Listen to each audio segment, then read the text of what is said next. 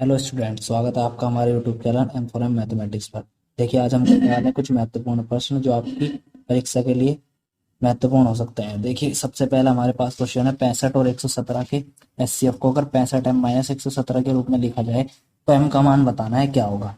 तो देखिए, मैं अगर आपको 65 और 117 का एचसीएफ बताऊं तो वो होता है 17। तो अगर मैं 65 एम की जगह 2 रखता हूँ तो 65 दूनी हो जाएगा 130, और 130 को अगर मैं 117 में से 117 घटाता हूँ 130 में से तो बचता है 13, तो इसलिए इसका आंसर हो जाएगा 2।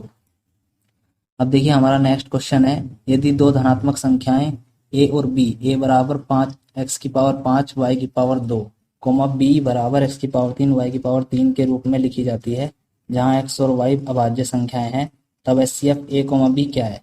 तो हमें ए और बी का एचसीएफ निकालना है। तो एचसीएफ निकालने के लिए आपको बस एक काम करना है कि जो एक्स की पावर छोटी है यानी एक्स की पावर 3 और जो वाई की पावर छोटी है यानी एक्स की पावर 2, वही इसका आंसर हो जाएगा, यानी इसका आंसर होगा सी।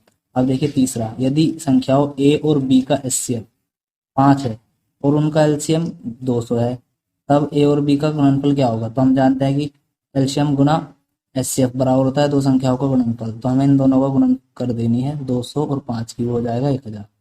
नेक्स्ट क्वेश्चन है 22/7 माइनस पाई कैसी संख्या है। शून्य है, एक परिमेय संख्या है, एक अपरिमेय या एक प्राकृतिक संख्या है। ये एक परिमेय संख्या है, पाई एक अपरिमेय संख्या है, इसलिए यह एक अपरिमेय संख्या हो जाएगी। नेक्स्ट क्वेश्चन है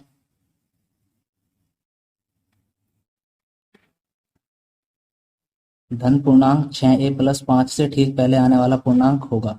तो 6a प्लस 5 से पहले आने वाला होगा 6a प्लस 4। अपरिमेय संख्या कौन सी होगी, जो पाई एक अपरिमेय संख्या होती है वही एक अपरिमेय संख्या है। इसमें संख्या 4√3 है, 4√3 एक अपरिमेय संख्या है, इसका आंसर सी हो जाएगा। नेक्स्ट है हमारा 8वां क्वेश्चन। इसमें देखिए क्या करना है आपको, किन्हीं धनात्मक पूर्णांकों ए और 3 के लिए अद्वितीय पूर्णांक q और r इस प्रकार विद्यमान होते हैं कि a बराबर 3q प्लस r, जहां r संतुष्ट करेगा। यहाँ पे आपको ध्यान देना है कि r आपका 0 से बराबर या 0 से बड़ा होगा और 3 से छोटा होगा, तो इसका आंसर हो जाएगा a। यदि दो संख्याओं का एचसीएफ 1 है तो वे संख्याएं कहलाती हैं, वे संख्याएं आपकी सहअभाज्य संख्याएं कहलाती हैं।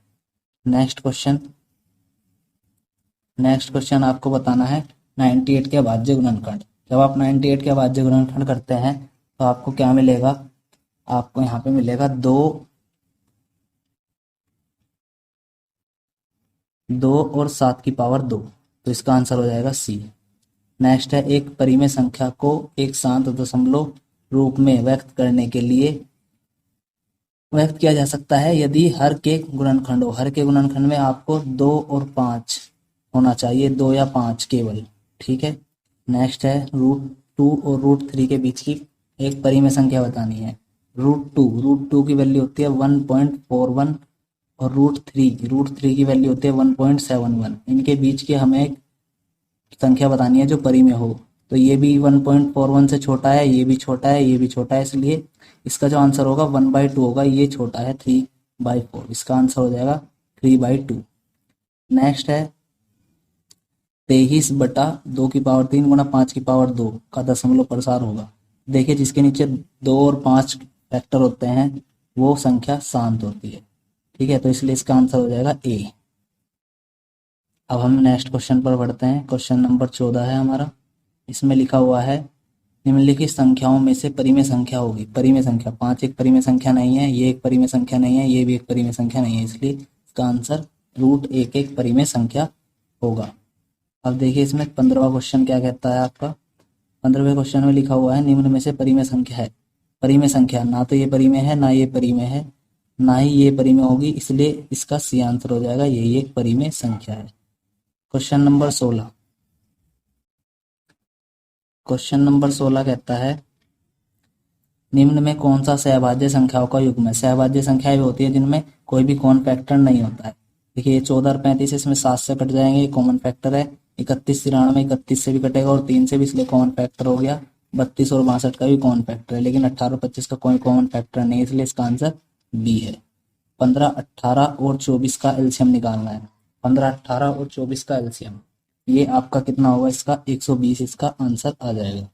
दिया है में से बराबर 99, 153 का में से 9 है, तो लैसे ज्ञात करना है। इसका लैसे ज्ञात करने के लिए आप क्या करेंगे, आपको 99 गुना 153 करना है और उसे डिवाइड कर देना है 9 से। जब आप ऐसा करते हैं 99 गुना 153 डिवाइड बाय 11 करते हैं, सॉरी 11 डिवाइड बाय 9 करते हैं, तो आप इसे जब काटेंगे तो यहाँ पे आपका 11 आ जाएगा और 11 की गुणा आपको बस 153 में करनी है। उसके लिए आपको बस क्या करना होगा, 3 का 3 लिखना है, 5 में 3 जोड़ देना है 8 हो जाएगा, 5 में 1 जोड़ देना है 6 और 1 का 1 लिख देना है 1683। ये आपका आंसर आ जाएगा। तो इसका आंसर हो जाएगा 1683 डी। इस प्रकार आपको पता चल गया है 20 महत्वपूर्ण क्वेश्चंस। धन्यवाद।